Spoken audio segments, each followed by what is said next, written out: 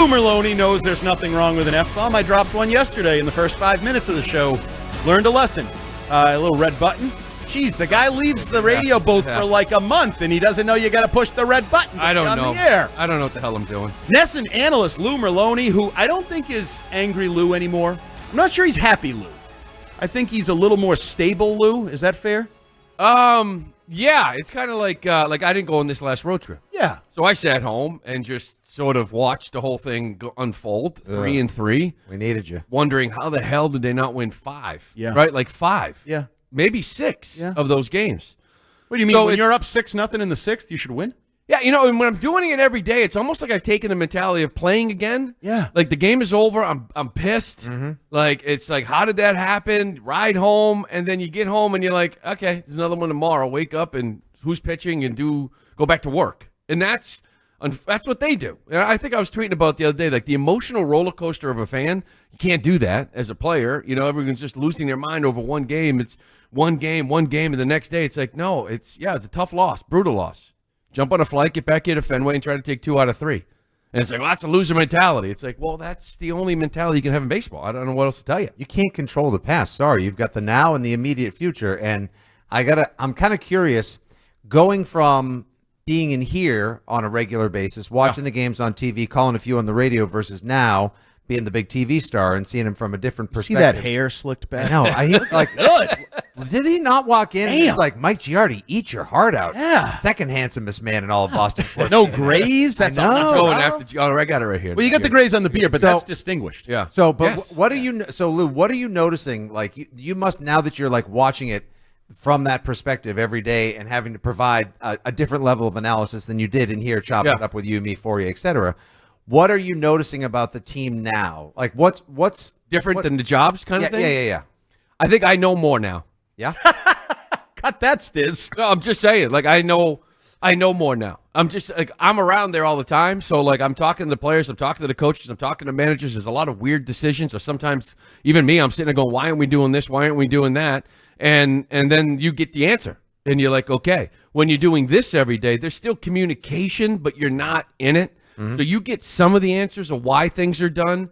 So it forms, so now you have an opinion, and you got your hot take, and you're running with it, and then you sort of find out what the answer is, and you're like, oh, okay, well, whatever. It was a good take anyway. Yeah. You know what I mean? So I feel like I hear a lot, and I just like, well, it's like I know the answer to this. You're privy to more story, information but it's now. not. You know what I mean? So it's just that's the big difference. Listen, sports radio, we know. Like I did it for many years, 15 years, where it's there would have been some opinions on steroids. You know what I mean? Like, you're never good. You're never okay. You either suck or you're really good. You're gonna win it all. So It's sort of, I get it, but for me, it's just different now. I'm there every day, and I kind of, like I said, have more info, I guess. So you have all the answers. No, I don't have that. So there's Just got more answers. There's an answer I need. Yeah. So remember that old theory with Rex Ryan? He used to be like, if you run the ball 30 times, you win the game. Yes. And everybody was like, well, why don't you just run it 30 straight plays and you'll win the game? This is a little similar to me, but when the Red Sox strike out 10 plus times, they're 5-13. Yeah. When they strike out fewer than 10 times, they're 12-3. Yeah. Shouldn't they stop striking out so much? Yes.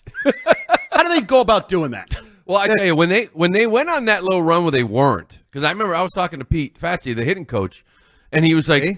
yeah, Brag. He knows more now. More information, right? Hey, Fatsy. Obviously, no one's trying to strike out more. Nobody wants to strike out. And he was the problem they were having was pre-2-strike decisions. Does that make sense? Yeah. Like how are we're striking out a lot. How are we even getting to 2 strikes? Why are we even at 2 strikes so often? Yeah. And it's, a lot of it is maybe lack of aggressiveness, taking the first strike, expanding the zone, making bad swing decisions early in counts, and constantly being 0-2, 1-2. And when you're that in this league, you usually get buried. Could they make more contact? Yes. Would I like to see them make more contact with 2? Yes. There is approach issues, right? Like, are we using the whole field? All that sort of stuff. But when they're good at it, like Trevor Story, for example, when he's swinging well, he is getting a pitch to hit and he's putting in play. Right, and he's not expanding. Swinging a miss on a fastball up or swinging a miss on a slider down away early in counts. Mm-hmm. When he's going well, he gets a fastball down, he hits a line drive with the middle, the at-bat's over. There's no opportunity to strike out. When you're going bad, and I don't know, it's like 3 for 33 now or 3 for 36, you foul off the pitch you're putting in play. Now it's 0-1. Now you swing at the slider. So it's like, how are we getting there? That's been their biggest problem with striking out. Okay. Well, I mean, I get that. And, I'm still, you could fill the oceans with what I don't know about this drive line approach or the whole philosophy behind the offense. But I was opining earlier that I feel like this season to me it's about being a good baseball team and trying to chase a playoff spot. Of course, that's goal number one. But they're sort of caught in between. The future starts now, but wait, hold on. We can't start the entirety of the future. We have some of the future starting now. I agree. And we're holding some of it at bay, a couple dozen miles down I-90. But now I feel like this team's inconsistencies make me think they need a spark coming down the stretch here in May into Memorial Day. I want the future to start sooner. I want one of these kids called up. Mm-hmm. Are you for that, against it, or in wait and see mode? I think Marcelo's got a little injury again, right? The back. He missed yesterday, got scratched, so we got to wait and see. That's been a concern. He's been fantastic in the minors. He just can't stay healthy, right? International League Player of the Week last week. And he was one of the better players in AA last year before he got hurt and missed the last, whatever it was, 60 games. So Roman Anthony, I think, is the one, right? And everyone's talking about what are you going to do? To me, it's like that's why all eyes have been on Cedon. And I remember the first 2 or 3 weeks of the season, couple of weeks, I was like, well, I don't know, you another 2 or 3 weeks? Like, how long do you go, right? Like, what?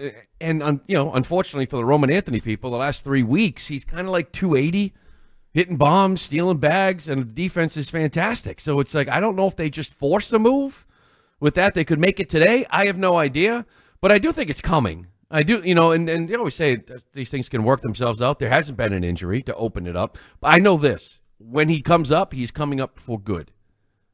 That has been expressed many times to me and to others. So if let's just say someone goes down and misses 3 games and they call up somebody, I don't think it's him because of that reason. When they call him up, it wants to be for good. I mean, he's patient at the plate, Andy. Yeah, he's everything. 22 walks in a month. Oh yeah, yeah. Everybody wants to see him, but it's like where and how, and what door are you closing? Are you closing the door? If you just bench Rafaela and say Roman Anthony's playing center, well, you sign this guy to a long-term extension. Like, what's your future of Rafael? Like, how do you use it? That's why I keep I know you listen every day. Yeah, every day. P1. So I keep dreaming of some scenario because he seems like Rafael I'm talking about. Yep. Good defensive player, some offense, athleticism, cost-controlled. He seems like a tradable chip, especially if you kind of sell high when he's playing well.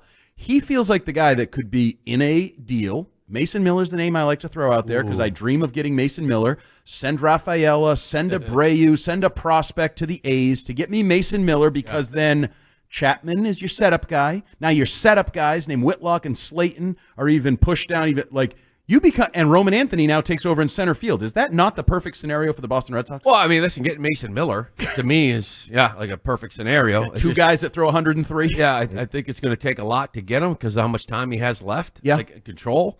First off, I think Roman Anthony will be in left. I think Duran's in center. Okay. I'll take that. Yeah. To me, I look at Roman Anthony and it's like, we need it. I get it. And someone's like, he's wasting time down there. He's 20. Let's just say worst case scenario. You know who else was 20 when they started their career? Who's that? Jordan. Yeah. Proceed, sorry. No, I'm just saying like worst case scenario, the kid never comes up, which I don't even see happening.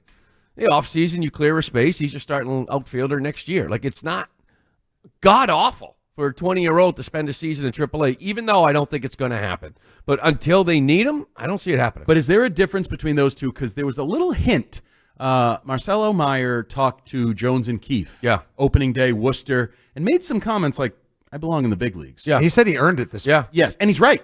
In a weird way. If you can earn it in spring. But Campbell didn't earn it. And now he's the best player on the team and like rookie of the year and is just awesome. Yeah. But if you just went on the spring, Meyer was better than Campbell.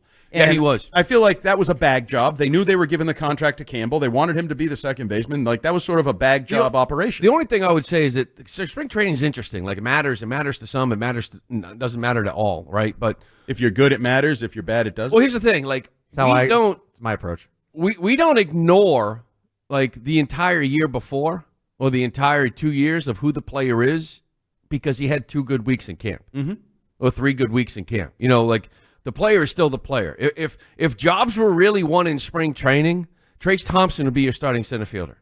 You know what I mean? And what's he hitting down in AAA? Right. I'm just saying, Nate Eaton may be the 4th outfielder. What's he hitting? So it's like, jobs aren't won in camp. Like, and I heard what he said. Like, I earned it with the way I played in camp. I'm like, no, you didn't.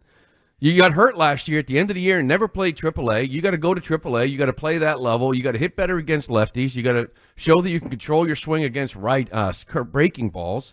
Like off speed and lefties, he wasn't very good last year. This year, he is better. He's checked the box. But I don't think that was answered in camp. Was that a sign, though, of – so with both of these guys, you're like, if they stay the whole year, like you said, Roman Anthony. If he stays the whole year, then you clear a spot in the offseason. He's your starting up. Certainly don't bury him. He's but still do they have get a antsy? great career. Like, do they – because that sounded like Marcelo Meyer getting a little antsy. Like, I want to be in the big leagues sooner rather than later. He seems like a guy that if he didn't get to the big leagues this year, he's not really going to like it. He's going to be disappointed. Yeah, but I also felt like it was a young kid thinking that if he just played well in camp, he makes the big league team.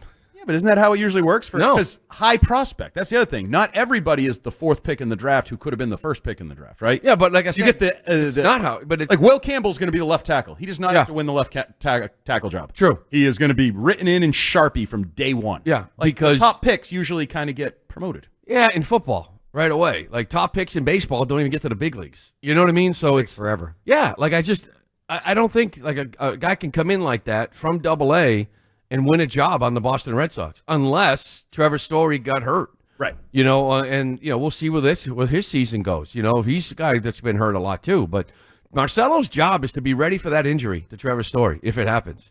And Roman Anthony's job is to be ready in case an injury comes to the outfielder or they make a move because he continues to tear it up. They're doing what they need to do. They're putting pressure on the organization. That's it. But I don't think anyone's screwing them. The mayor of Framingham, NESN baseball analyst, and, of course, WEEI favorite, Lou Merloni in here in his former spot, WEEI afternoons. You like it? This booth is actually nice. It's very nice. Look at it. They painted the walls. Right? And the second 2 hours when people start lining up and flipping us the bird and doing all those. You know, Keith and I, we were doing a show here last fall. We got flashed. They did a lot. With what? Yeah, it was You nice. did? Yeah. With what? Uppers or lowers? Uppers. Oh, okay. Just say full Monty. What do we got? Back? Side? So, now you've had it. So, in getting to see more, hear more, know more, what's your take on the very kind of disappointing start to the season for Casas? And do you think there's a corner to turn? Pussyfooting through that? He's not been good. He's stunk. Okay, Yeah, no, he's kind of stunk. It's a lot like 2023, right? Like, and I do think that they talked about some things mechanically, got into some bad habits. I think he is one of those guys too that kind of falls into, hey, I'm going to go to my guy in the off season, and we're going to work on some different things. Yep. And I'm going to bring it into the season. Trust me. This is going to work. Trust me all through camp. And it's sort of like, okay, when do we step in and say, you're hitting a buck? You know what I mean? Like we've trusted you for a while, so now let's start doing what we want you to do. So I don't know. I think there was some of that with 2023 and a little bit of it this year as well. So I think he's looked better, I guess, recently. So hopefully he can kind of continue because they need him. They need that guy in the middle of the order. I mean, with the potential he has, they need him to start swinging. You can't have 3 dingers and hit a $185 No. at first. I'm sorry. Like it's kind of it's one of the elements that is dragging the offense, an offense that we have seen that when it breaks out or gets hot, it's dynamic. The guy who's supposed to hit 40 and 120. Yeah, or at least give me 30, like out of bed. Like and then Devers was the other one.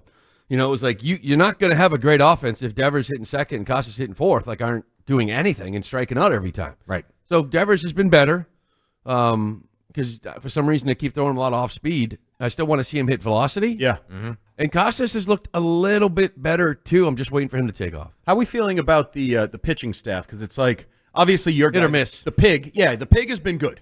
Yeah, he's been good. I don't even know if I put him in the pig category. Oh, but he's been de-pigged. No, he's been very good. Like pig is a special category, and he hasn't been. He's been very good. I think he'll even admit it. He's very good. Pig is swing and miss up the keister. Yeah. You know what I mean? Like, and he's been very good, very good. But 6.5 the other night. I'm waiting 6. for it. It's he didn't coming. Get 7. I'm I waiting can tell you for that it. much. Yeah, it's Lost coming. my over. Inconsistent. Walker Buehler. Yeah. So we were starting to feel good about him, and now you got this shoulder thing. You know more. So anything I should be concerned with? I don't actually. It wasn't on the trip, but it just didn't bounce back from what I was told to. But hopefully, we'll see what happens. Hopefully, it's not that long. That's always been the problem with him. I think he said 30+ starts maybe twice in his career. Yeah. And you're like, just keep throwing the ball, keep him healthy. With a lot of these guys, just keep him healthy. There's going to be ups, there's going to be downs. He's going to look great one day, hopefully really good for 3 or 4. He's going to have a stinker, whatever. But now the injury is a concern. Because at their best, they're really good. Like if Bayo's at his best, if Giolito's at his best, they're really good. if Just Walker quality Buehler's on start IL, country. Yeah, that's all you but want. I think at their best, they're a really good rotation. Can be, yes. And then if Could be. 3 of them are on the DL and we're watching Sean Newcomb and Hunter Dobbins. And Dickie Fitz. right, like then you're not a great rotation. Yeah, it's like, Fitz did a great job before you get hurt. That's another one we'll see. I think Dobbins is going tomorrow. I know the offense loves it when he's on the mound because they score like 12, 14 runs. Yes. He's just one of those guys. I don't know. They just respond for Was him. it 18 and 13 or something for him? Yeah, So beautiful. Parents were happy too. it's inconsistent. Like you look at the last road trip, the starting pitching was very, very good, except for the first inning where Tanner Houck gave up a 3-0 lead right away. Right. And then he came back and was really good the other day. The bullpen was lights out for like 5 games, gave up 1 earned run, and then your 2 best, Whitlock and Slayton, kind of give it up. So it's like in back-to-back, it's going to happen. Both those guys were on a streak of they were lights out. So it's just everyone's contributing. Your Gold Glover misplays a ball in the right field. Your Gold Glover at third has made some errors earlier in the year. Your best hitter struck out for the first 2 weeks of the season. Like Duran wasn't hot early on. So it's like there's always like someone you're counting on like makes just this drastic mistake that you're like, where'd that come from? Well, it's baseball. It happens, but it's just happening too much. I learned this from you TV guys. You get time to stick around for another short segment? Yeah. I'm putting you on the spot here on the air. Yeah. You can be an a-hole and say, no, I got to leave. Yeah, no I problem. still haven't had a chance to ask you about St. Bregman yet. All right, St. Bregman, more Lou Merloni up next here on WEEI Afternoon. He's going to stick around for another segment. Appreciate it, and I want you to stick around too.